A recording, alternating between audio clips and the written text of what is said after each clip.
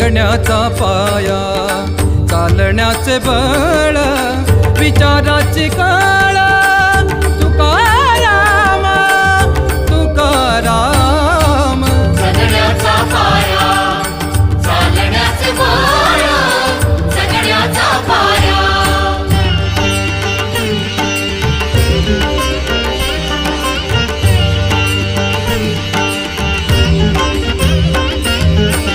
शब्दांचे इमान, अक्षरांचे रान, शब्दांचे इमान, अक्षरांचे रान, अभंगाचे पान.